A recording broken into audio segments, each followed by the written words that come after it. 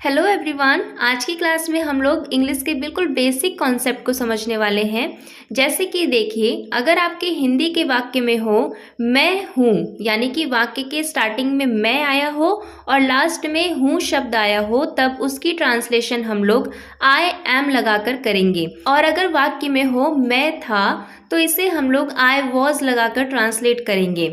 इसी तरह से देखिए, अगर आपके सेंटेंस में लिखा हुआ है मेरा है या मेरे पास है, मेरा है या मेरे पास है, तो इसकी ट्रांसलेशन हम लोग आई हैव से करेंगे। यानी कि जो इंग्लिश में जो सेंटेंस बनेगा उसकी स्टार्टिंग आई हैव से होगी। ठीक इसी तरह से अगर आपके हिंदी के वाक्य में लिखा हो मेरा था या मेरे पास था, मेरा था या मेरे पास था, तो इसकी ट्रांसलेशन करने के लिए हम लोग आई हैड का यूज करेंगे। किसका यूज करेंगे? I had. और लास्ट में है मैं के साथ गा गे गी। यानी कि देखिए, अगर आपके वाक्य की शुरुआत मैं शब्द से हुई है और लास्ट में गा गे गी आया है, जैसे कि हम बोलते हैं ना, मैं खाऊंगा, मैं खेलूंगा, मैं पढ़ूंगा, तो इस तरह के वाक्यों को इंग्लिश में बनाने के लिए, इंग्लिश में ट्रांसलेट करने के लिए हम यूज करते हैं आई विल का। तो एक बार फिर से समझ लेते हैं। तो देखिए, अगर वाक्य में है मैं हूं तो यूज करेंगे आई एम का।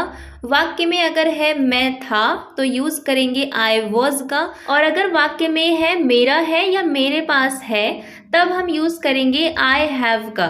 ठीक इसी तरह से अगर वाक्य में है मेरा था या मेरे पास था, तब यूज करते हैं आई हैड का। और अगर आपके वाक्य में मैं के साथ हो गा गे गी, तब आप यूज करेंगे आई विल का। तो चलिए अब देख लेते हैं कुछ एग्जाम्पल्स। तो देखिए, पहला एग्जाम्पल है मैं खुश हूँ। इस सेंटेंस में देखिए, स्टार्टिंग में मैं आया है और लास्ट में आया है हूँ। तो मैं हूँ के लिए हम लिखेंगे आई एम। अब क्वेश्चन करिए कि मैं क्या हूँ? मैं क्या हूँ? मैं खुश हूँ ना, तो हम लिखेंगे आई एम हैप्पी। तो मैं खुश हूँ, आई एम हैप्पी। इस तरह के जो सेंटेंसेस होते हैं ना, वो प्रेजेंट टेंस के होते हैं। यानी कि इस तरह के सेंटेंसेस में हम वर्तमान समय की बात कर रहे होते हैं। आगे देखिए, मैं था, इसके लिए हम यूज करेंगे आई वॉज का। इस तरह के सेंटेंसेस जो होते हैं वो पास्ट टेंस के होते हैं, यानी कि इनमें हम बीते हुए कल की बात करते हैं। जैसे कि एग्जाम्पल देखिए, मैं व्यस्त था, तो मैं था के लिए हम लिखेंगे आई वॉज। मैं क्या था? मैं व्यस्त था, यानी कि सेंटेंस बन जाएगा आई वॉज बिजी। मैं व्यस्त था, आई वॉज बिजी। नेक्स्ट है मेरा है या मेरे पास है। इसके लिए हम यूज करेंगे आई हैव का।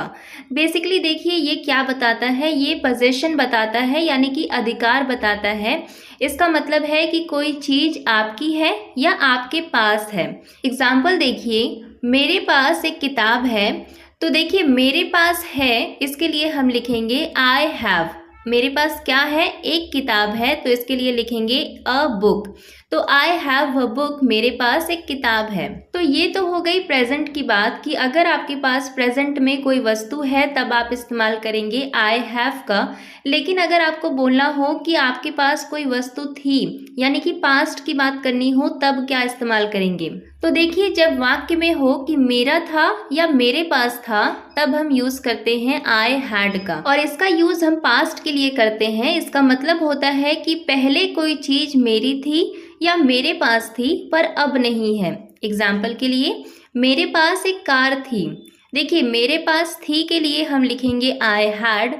एक कार थी, a car. I had a car, मेरे पास एक कार थी। इसके बाद है मैं के साथ गा गे गी। देखिए, जब मैं के साथ गा गे गी आ जाए, तब हम इस्तेमाल करेंगे आई विल का। और इस तरह के सेंटेंसेस में हम फ्यूचर की बात करते हैं, यानी कि भविष्य की बात करते हैं, आने वाले टाइम की बात करते हैं कि प्रेजेंट में तो हम वो काम नहीं कर रहे हैं, लेकिन आने वाले समय में हम ये काम कर सकते हैं। फॉर एग्जाम्पल, मैं पढ़ाई करूँगी। तो यहाँ पे देखिए, अभी आप पढ़ाई कर रहे हैं कि नहीं वो नहीं पता, लेकिन आने वाले टाइम में आप कर सकते हैं। तो यहाँ पे इस सेंटेंस में देखिए, स्टार्टिंग में मैं आया है और लास्ट में गी आया है, तो हम लिखेंगे आई विल। मैं क्या करूँगी? मैं पढ़ाई करूँगी, यानी कि मैं स्टडी करूँगी, तो हम लिखेंगे आई विल स्टडी। मैं पढ़ाई करूँगी, आई विल स्टडी। तो गाइज, यहाँ तक हमने सीखा कि अगर आपको छोटे छोटे सेंटेंस बनाने हैं तो उन्हें हम कैसे बनाएंगे इनकी हेल्प से। लेकिन अगर आपको थोड़े से बड़े सेंटेंस दिए जाएं तो आप उन्हें कैसे ट्रांसलेट करेंगे, चलिए देखते हैं आगे। तो देखिए, पहला सेंटेंस है मैं आज बहुत खुश हूँ। इस सेंटेंस में देखिए स्टार्टिंग में मैं आया है और लास्ट में हूँ आया है, तो हम लिखेंगे आई एम।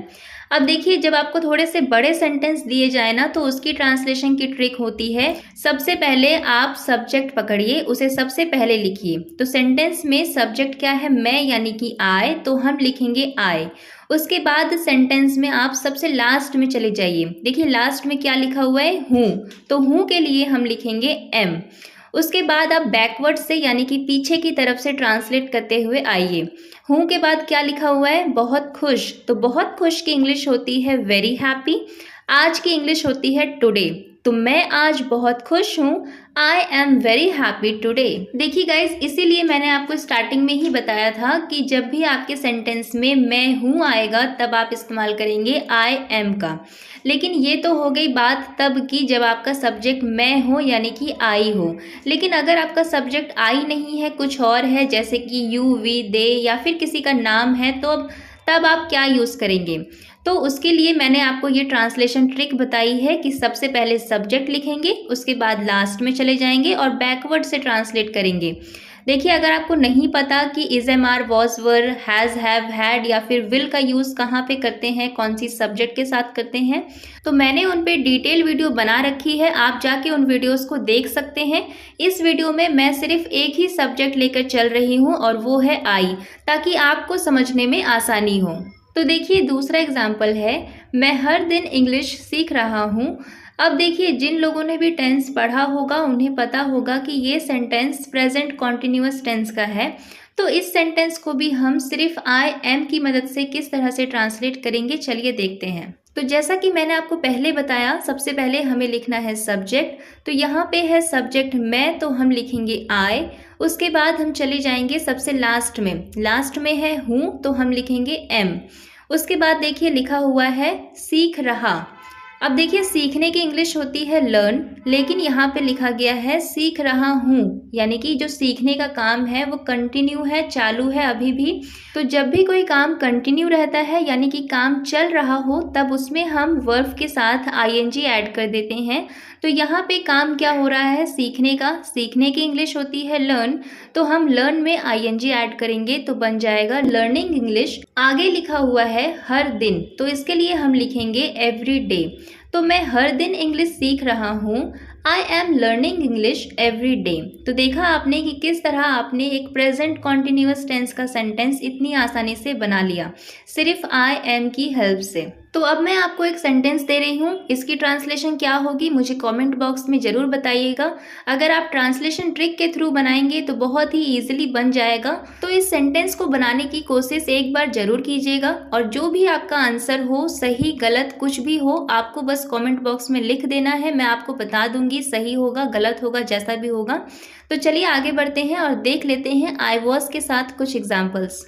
जैसे कि देखिए एक सेंटेंस दिया हुआ है, मैं पहले बहुत आलसी था। तो मैं था के लिए हम लिखेंगे आई वॉज, बहुत आलसी के लिए लिखेंगे वेरी लेजी, पहले के लिए लिखेंगे बिफोर। तो मैं पहले बहुत आलसी था, I was very lazy before. तो आपको समझ में आ रहा है कि यहाँ पे ट्रांसलेशन किस तरह से हो रही है। पहले हम सब्जेक्ट लिख रहे हैं, फिर हम लास्ट में जा रहे हैं और हम पीछे से ट्रांसलेट करते हुए आ रहे हैं। देखिए दूसरा सेंटेंस, मैं 2 साल पहले दिल्ली में था।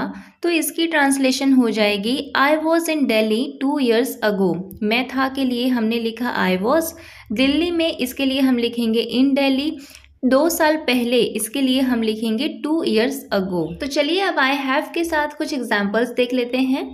तो देखिए पहला एग्जाम्पल है, मेरा एक भाई है। देखिए मेरा है इसके लिए हम लिखेंगे आई हैव, एक भाई इसके लिए हम लिखेंगे वन ब्रदर। तो मेरा एक भाई है, इसकी ट्रांसलेशन हो जाएगी आई हैव वन ब्रदर। आज मेरे पास बहुत काम है। तो देखिए सेंटेंस को समझिए, काम किसके पास है, मेरे पास। और जब भी कोई चीज़ मेरे पास होती है या मेरी होती है तो उसके लिए हम यूज़ करते हैं आई हैव का। तो इसकी ट्रांसलेशन हो जाएगी I have a lot of work today. आज मेरे पास बहुत काम है, I have a lot of work today. तो देखिए मेरा है और मेरे पास है, इसके लिए हम यूज़ करते हैं आई हैव का। तो आई होप यहाँ तक चीज़ें क्लियर होंगी आप लोगों को। अब देखिए सेंटेंस लिखा हुआ है, मेरा एक सपना था। तो इस सेंटेंस को हम किसकी हेल्प से बनाएंगे?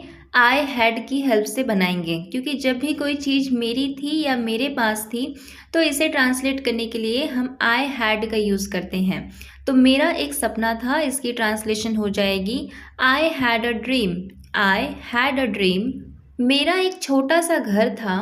देखिए, मेरा था, इसके लिए हम लिखेंगे आई हैड। एक छोटा सा घर, अ स्मॉल हाउस। मेरा एक छोटा सा घर था, I had a small house.